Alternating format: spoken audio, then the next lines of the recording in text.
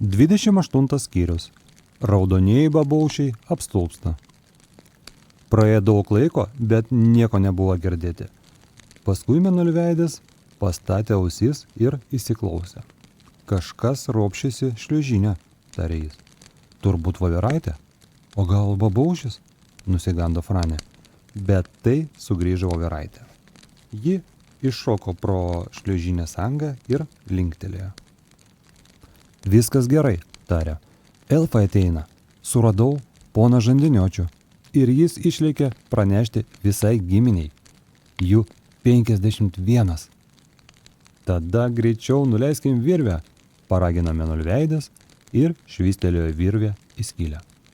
Apačioje kažkas į ją įsikibo ir virvė įsitempė. Elfas, tarė Mėnulveidis. Ir su Džo ėmė traukti virvę, buvo sunku. Jie tempė įsirėžė. Šitas elfas labai sunkus, sušnibždėjo Džo. Nevertėjo stebėtis, kai jodu pagaliau iškėlė naštą, paaiškėjo, kad virvė įsikibė 5 elfai. Elfai šoka į mažą apskritą Mėnulveidžio kambarėlį ir pradėjo susijaudinę kuždėtis. Mėnulveidis papasakojo jam apie babaušius ir elfai nusišypsojo, sužinoję planą. Virvė vėl nusileido. Šį kartą į viršų pakilo 6 elfai. Kambarys jau buvo pilnutėlis, bet niekas nesiskundė.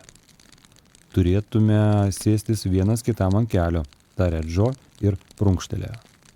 Įsivaizduodamas mažame Mėnulveidžio kambarėlėje šitiek žmonių.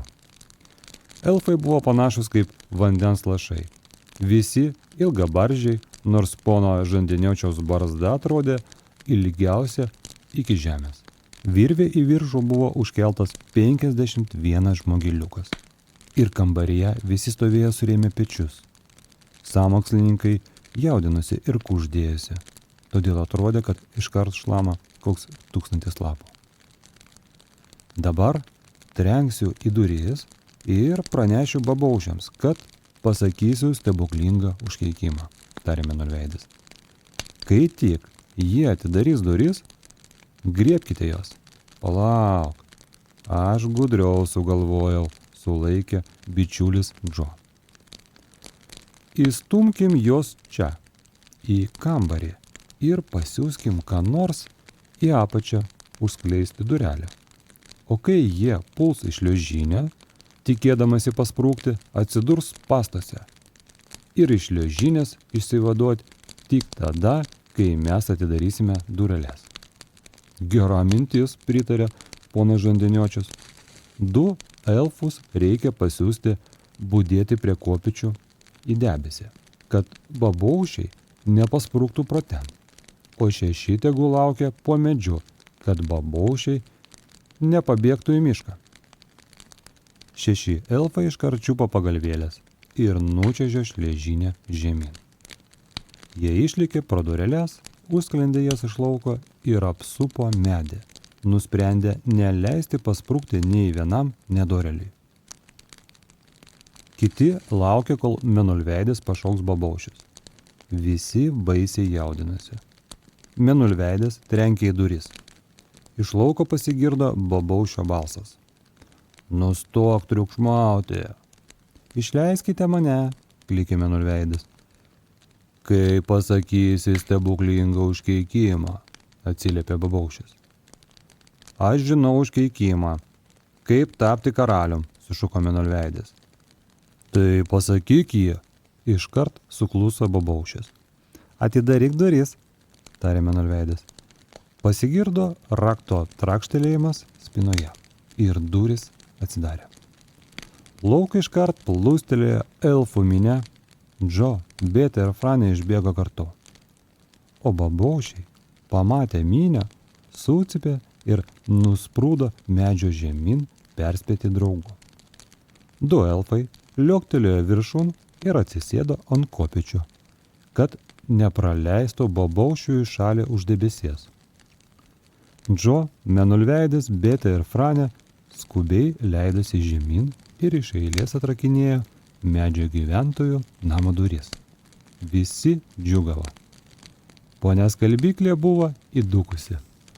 Aš jiem parodysiu, kaip laikyti mane užrakintą, suriko Skalbyklė, čiupo kubilą ir klūstelėjo vandenį ant babaušių dvoklinėjančių medyje. Babaušiai pakraupo. Džo nesitvėrė joku. Tuo metu jis atrakino pono Kaipysten duris ir lauk išbėgo persiutęs ponas Kaipysten su prikaistuviniu. Kaipysten rėkdamas vaikėsi persigandusius babaušius, o prikaistuvinis elgėsi keistai. Jis nusikabina vieną keptuvę po kitos, vieną podą po kito ir svaidė juos į bėgančius babaušius. Trink, dzink, dbumt. Vaikai išleido jau pažįstamą pelėdą ir 3 su ją gyvenančias draugės. Pelėdas ūbaudamas užpuolė babaušius.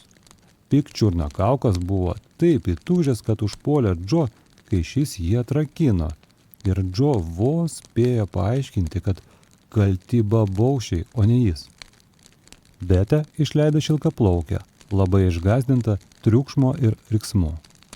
Vis dėlto šilkaplaukė pagavo vieną babaušį, užmetusi ant jo užuolaidą, ir sykiu su Betė ištempė jį į Mėnulveidžio kambarį. Pamatęs šliuožynę, babaušis džiugiai nėrė į ją, tikėdamasis pabėgti.